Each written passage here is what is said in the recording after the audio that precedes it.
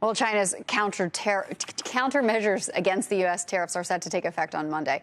Beijing imposing levies on all U.S. energy as well as agricultural and auto equipment, also announcing export controls on rare minerals and reviving antitrust probes into U.S. tech companies. For more on the impact, let's bring in Longview Global Managing Director Dewardric McNeal. He's a CNBC contributor, also served in the Department of Defense during the Obama administration. Dewardric, thank you so much for being here with us. I mean, putting it all together, what do you think this means for us going forward next week?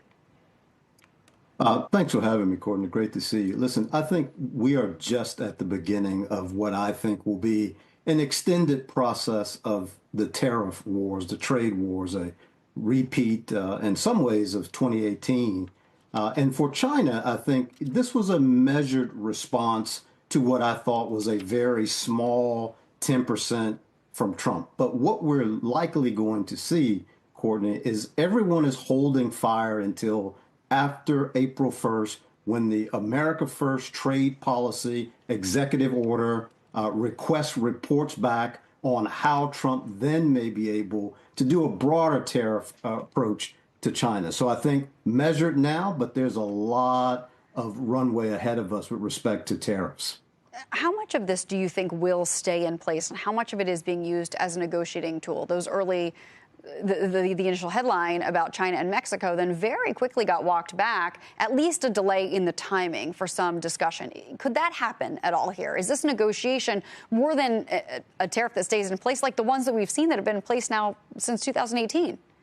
So this is a very good question. It's a question we've all been asking ourselves. I think not before Monday. I don't see a deal taking place before Monday. But to your point here, Courtney, both sides, Xi Jinping and China loves transactional leaders, and Trump loves a deal. But the real question here that many of us are asking ourselves is deal for what? Like, what is the ask? And I think China has a pretty long list of asks.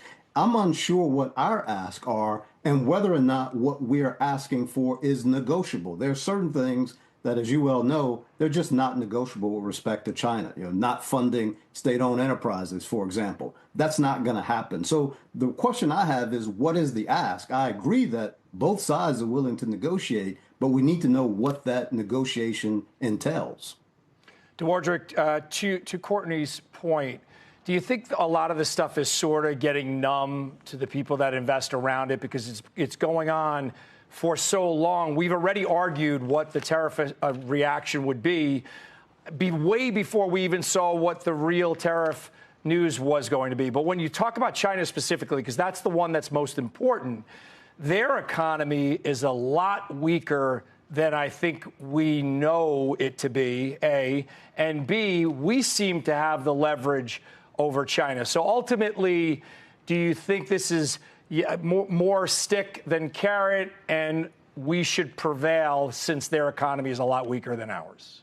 Yeah, a very good way to think about this. Look, I think the difference here from 2018, which you point out, is China is still dealing with all of the domestic economic challenges that we've spent the last 2 years talking about. That this economy is not the economy that China went to the trade war with in 2018. Now, they have developed an additional set of tools that they did not have to respond because they can't match us tariff for tariff. But you're right. I think ultimately, at the moment, the U.S. believes it has the upper hand because China's economy is still struggling. And so we will see. The Chinese are not going to fold. They have agency. It may not be as much, but they are prepared to match us, perhaps not tariff for tariff, but they'll develop some of these other tools and find a way to hit back, and they will dial them in a very, very specific way.